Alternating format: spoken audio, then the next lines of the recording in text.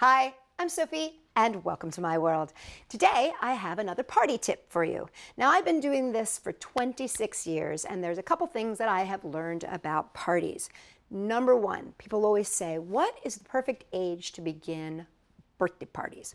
I always say, wait until your child asks for a party.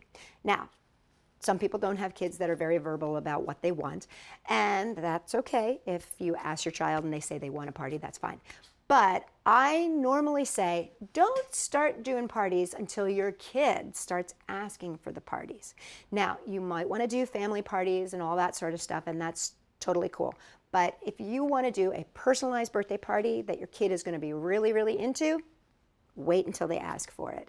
The other thing is, let your child dictate how many kids are going to come. So if your kid says, I only want 2 people to come other than, Grammy and Pop or whatever, then listen to them and only invite 2 people. I find that little ones in particular can get overwhelmed, and especially the kids nowadays, not every kid wants to have a huge group of kids around them. Now, if you happen to be one of those people that has a kid who is a total extrovert and loves having people around, by all means, have a big party. That is totally fine. I also know that there are a lot of schools out there that require you to invite the entire class. Now, if that is the case, here's a thought that you might want to start thinking about, and that is, how about splitting a party with another parent who's got a kid who's got a birthday around the same time? That's one of those things that might work well. Maybe there's 4 or 5 kids that all have a birthday in the same month, like the month of May, there might be 4 or 5 kids. We have done many parties where we have been able to, embrace all those kids, and they have a big giant party with 45 kids that come.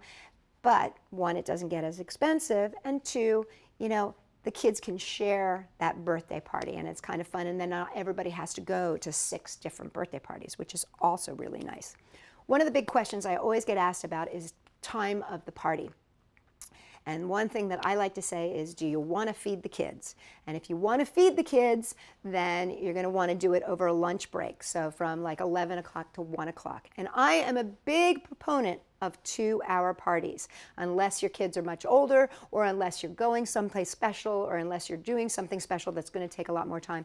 2-hour parties, leave them wanting more. If you don't want to do a big meal, you can do like 10 to 12 range. And you can do the 2 to 4 range. If you get into the 6 o'clock range, then you're going to be expected to give them dinner. The 10 to 12, you're going to be expected to give them something, probably lunch. But if you want to skip that entirely, go for that 2 to 4. Most people know that they're not going to be fed if you go from 2 to 4.